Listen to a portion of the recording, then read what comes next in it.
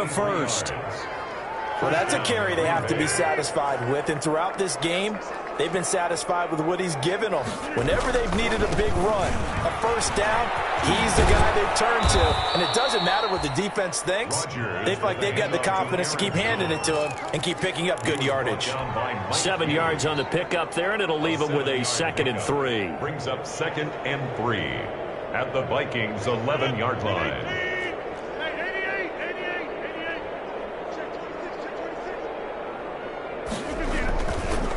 Here's Irvin. And they go the wrong way on this one. Losing yardage back at the 12. 2 yards the loss, and now they go from 2nd and 2. And it's 3rd down. The Packers on 3rd down. They've converted 3 out of 5 thus far. This is 3rd and 4.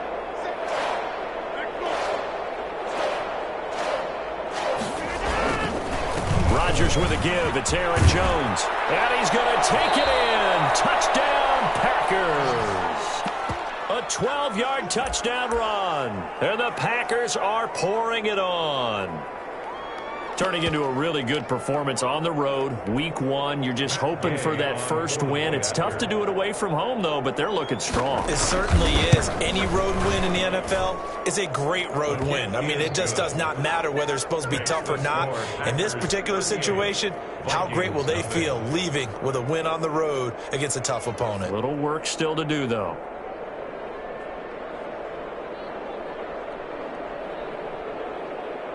Set now to kick this one away, and off it goes. Returning it, Johnson. Oh, good return up past the 30. And a nice return sets him up pretty good here right at the 30-yard line. At their own 30-yard line.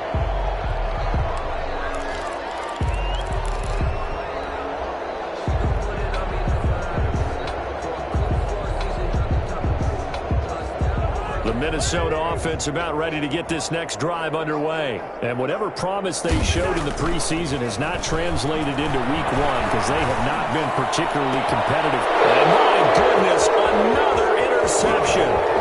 Picked off by Darnell Savage. And he's able to get it back here to the 43-yard line. The utter domination here just continues. This defense, I don't know what more we can say all around about their performance. Well, it certainly feels in this game like maybe they're facing a Canadian defense. 12 guys on the field. It feels like there's an extra on every snap because they have really struggled to make headway through the air. Jones with a carry on first down, but I don't think he even made it back to the line of scrimmage as the defense all over that one. Brandon, it's clearly a running situation when you're up in the 4th quarter. They're going to have to stack the box and make it difficult for them to move the ball. Made it very difficult right there. Now they need to repeat that effort. Yeah, bring 7, 8, 9, whatever it's going to take to slow them down.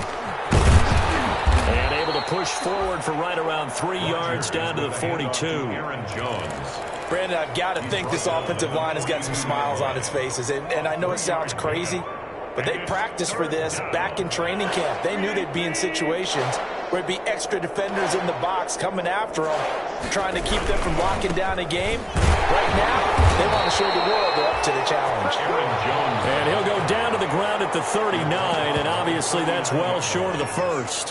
So where'd all that running room that he had in the first half go? Because it looks like it's drying up a little bit here. Someone made some adjustments, it appears, at least on this drive. And his kick is good. He got every bit of that one as it's good from 56 yards out. So it's 3 more points, and that widens this thing out even further here in the 4th. And you know in this league, you can never have enough points, but this widens it out, as you said, and now it's all about ball control, isn't it? That'll be taken about a yard deep. And he'll be brought down shy of the 20, so the decision to bring it out of the end zone, not a good one. 1st and 10 at their own 18-yard line. Here are the Vikings now to start their next drive. And let's face it, this drive is not going to have any bearing on this game, but it's kind of important for one reason, isn't it? It certainly is. You got to get points. And, okay, all right, I'm being facetious here, but you get points, you feel a little bit better about yourself as you move on to the next one. That one unable to develop, never got going. A loss of a couple, and it's 2nd down. First play of the drive goes the wrong way. Here's 2nd and 12. Cousins gives way to Cook. And he is met at the line of scrimmage, and he goes down right there. Maybe a gain of a yard that time, but yeah, from the spot, actually no gain. So 3rd and long. The Vikings on 3rd down. 2 for 5 to this point. This is 3rd down and 12. Now Cousins. And then here's another interception. Davis with a pick. And they're at the 18-yard line. Great field position here in the red zone. Yet another mistake after the interception there. And, gosh, you look up at the scoreboard. They just got to be thinking this one cannot get over fast enough. It certainly can't. And also what happens when you get this big of a deficit, you're supposed to make all the right throws, right? You're supposed to try and obviously get the ball to your own guys. But being down this big, you also take even more chances. And in this situation, that hasn't paid off for them at all. On the other sideline, jubilation and laughter. They'll go again to Jones. And maybe a measure of revenge there. He's had his way in this one, but this time they get him behind the line. It'll go down as a 2-yard loss, and it brings up a 3rd down. The Packers on 3rd down. They've hit 4 of 7. This is 3rd and 7.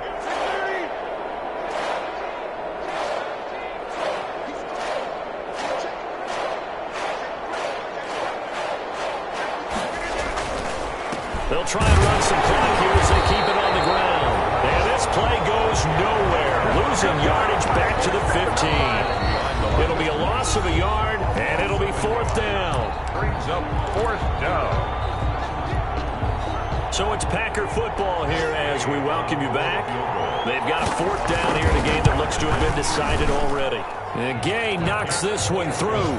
And they're well on their way now as the lead grows even larger. They got the interception, but very little movement after, and that forces them to settle for 3. And it does feel like settling when that happens, doesn't it? It certainly does, but we got to give a lot of credit where it's due, and that's to the defense because they ran onto the field. This is what we call sudden change, right?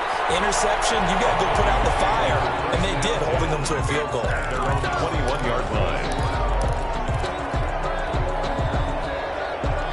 The Minnesota offense about ready to get this next drive underway. They are just obviously getting shellacked here in this one, Charles. What's the message if you're a coach for this final drive in a lopsided game like this? For a lot of coaches, be honest. Don't forget today. Don't forget what has happened out here. Use that as ammo going forward. Take a great look at that scoreboard. Realize how poorly everything went for us today. Coaching, playing, the whole deal. And never forget it because you're not going to want that feeling again. No, you don't want that feeling again. And who knows? You may meet up with this team again. 2nd and 5 after the 5-yard completion on 1st down. Cousins looking left side, and he's got a man. That's Cook. And they get him down, but not before he takes it across the 40-yard line. It's a pickup of 17 and a 1st down. Nice game there, partner, but you and I both know that won't do anything for the final score. They're not going to win this one. Right now they're playing for pride and fantasy points. And just to erase that goose egg, nobody wants to be shut out. Now the hit comes, and Cousins lost the football. And the Packers pick it up, and they will take over at the 26-yard line. Okay, this isn't one where you want to take the game tape and hold it up as an example, do you? I mean, you talk about frustrating all the way through. And that last error, I think that crystallizes it, doesn't it? Absolutely. That's been representative of their entire game still being shut out.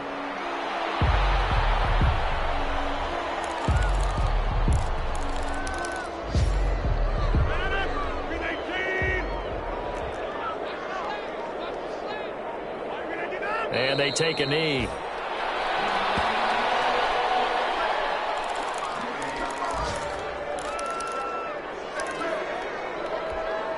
The chance of wasting this great starting field position, a real threat. This is 3rd and long.